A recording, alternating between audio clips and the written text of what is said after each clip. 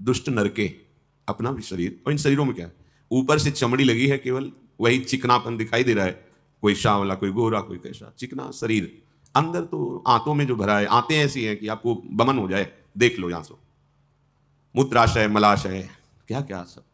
ऊपर से चमड़ी चिकनी है, इसलिए देख करके हमें लगता है कि शरीर में सुख है, हमारे शरीर में सुख है। ये जो शरीरों से सुख भोगने की, भोगों से तृप्त होने की लालसा है, इसी का नाम माया है कुछ नहीं। भोगते रहो पूरे जीवन, जन्म जन्मांतर, हाथ कुछ नहीं लगेगा। सत्संग नहीं, नाम जप नहीं, विवेक नहीं, तो बच भी नहीं पाओगे, उसी में रमण करोगे, हार जाओगे, उत्साह खत्म हो जाएगा भगवत प्राप्ति का। अब इसके बिना तो हम जी नहीं सकते, है कुछ सुख नहीं। आप खुद जो गृहस्थी में है, संसार में है, आप डायरी पेन रखो अपने पास, किसी भी भोग को नाम जप करते हुए, धर्मयुक्त जो भोग है उसको आप देखो भोग के, और उसी समय डायरी से लिखो क्या तुम्हें सुख का अनुभव हो रहा है। उसके बाद लिखो क्या सुख का अनुभव हो रहा है। फिर उसके कुछ घंटे बाद देखो क्या मन की स्थिति है। साधक अंतर्मुखी होकर हर क्षण निरीक्षण परीक्षण करता रहता है अपने हृदय में।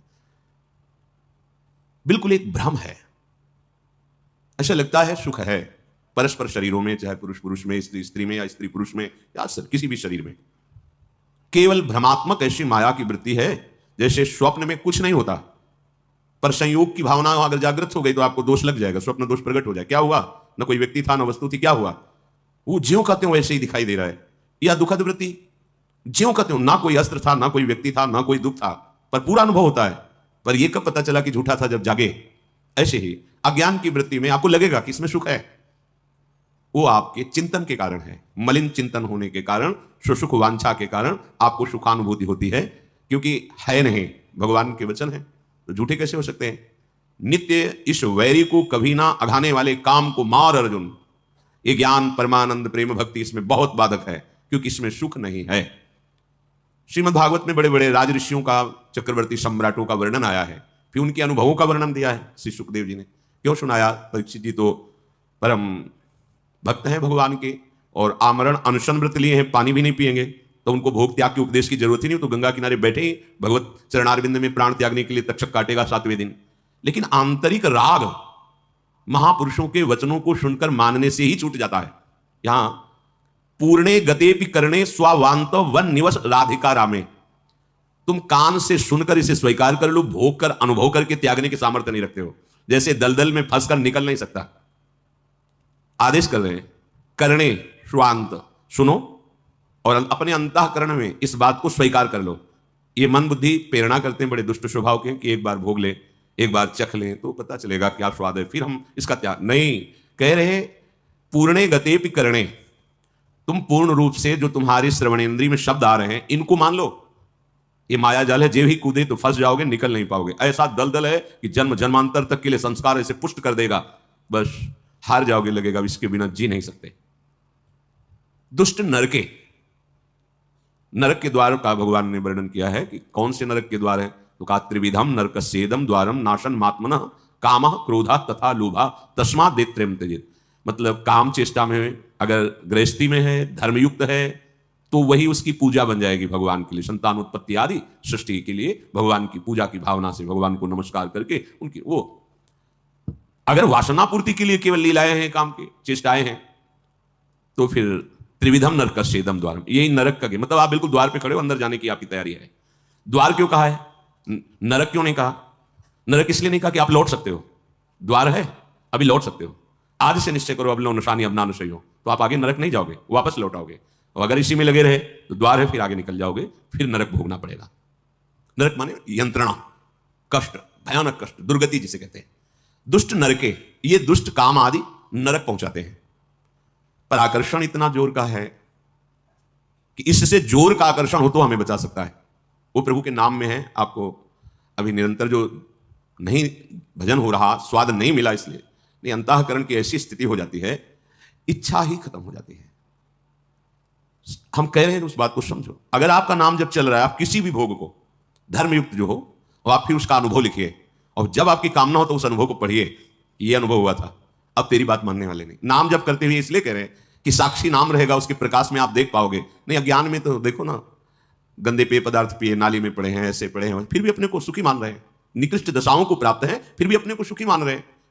वो भ्रमात्मक बुद्धि जब तक है, वो निर्णय नहीं। नाम जब क्या करता है, नाम जपत आई सब सोही, देव सुबुद्धि कृपा करी मोही, पोई सुगुन माला रचो, नित्य सुकंठ जो पहिरो तास, जस बरनो हरिवंश विलास, श्री हरिवंश ही गाय हो। जिसकी नाम की माला चल रही है तो क्या होता है? सुबुद्धि, सुंदर बुद्धि हो जाती है।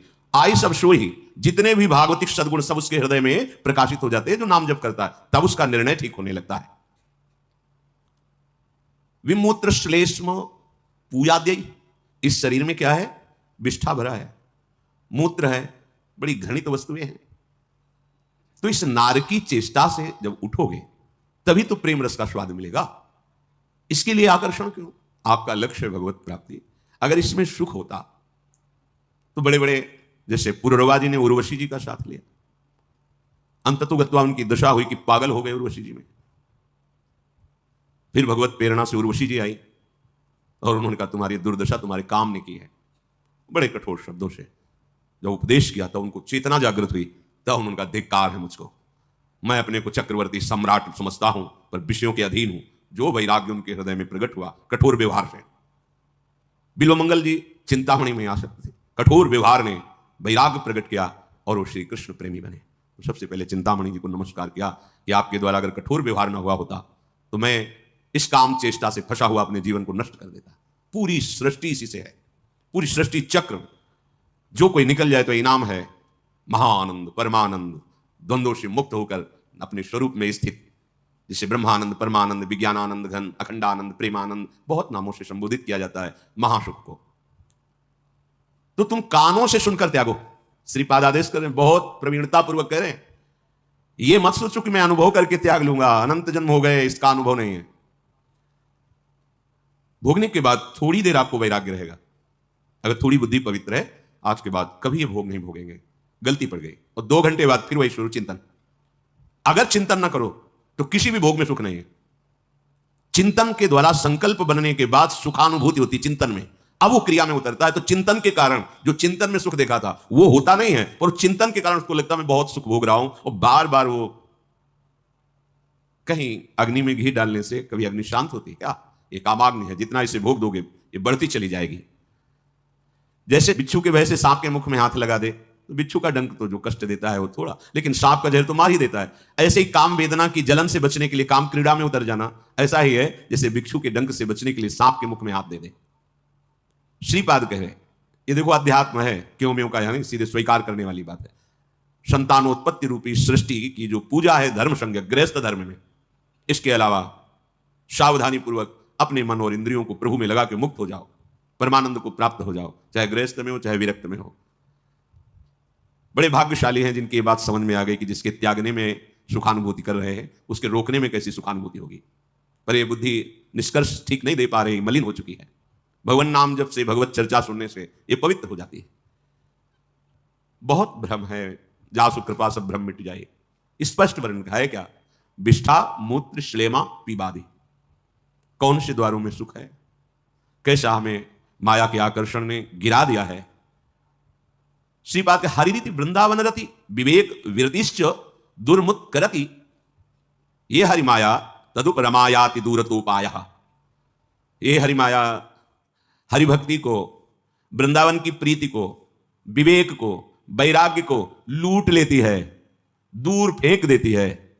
बहुत ध्यान से समझिए, ये जो परस्पर शरीर भोगाकर्षण है, आप आंख खोल के देख लीजिए, दूर फेंक देती है। धाम छूटा, नाम छूटा, गुरु छूटा, इष्ट छूटा, मार्ग छूटा।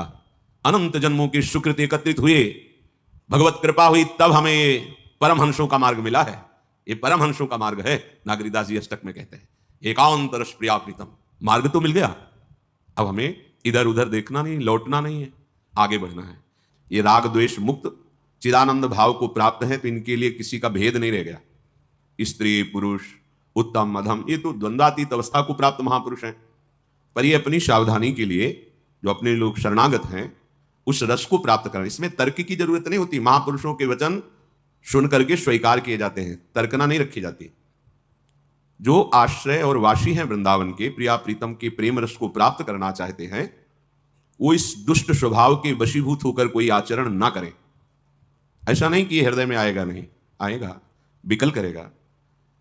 पर हमारे पास सुरक्षा कवच भगवत चरणारविंदों का आश्रय और नाम है, ये हमें बचाएगा। यदि हम नाम को पकड़े हैं तो हमारे हृदय को गंदा नहीं कर पाएगा, संकल्प बनाकर हमें भ्रष्ट नहीं कर पाएगा। अगर नाम नहीं है तो फिर आपके पास बल ही नहीं, फिर तो गिरा ही देगा। ये तपस्या आदि के द्वारा नहीं रोका जा सकता। हृदय में जब आनंद की स्फूर्ति होती है फिर से उदासीनता होती है। नाम में आनंद, रूप में आनंद, धाम में आनंद, लीला चरित्र में आनंद। बहुत जल्दी निष्कामता प्राप्त होती है जो निरंतर नाम का अभ्यास करते हैं और कुसंग का त्याग करते हैं। जिनके संग से हमारे अंदर वेदना प्रकट हो जाए काम आदि की, वो कोई भी हो, हमें संग त्याग करना चाहिए।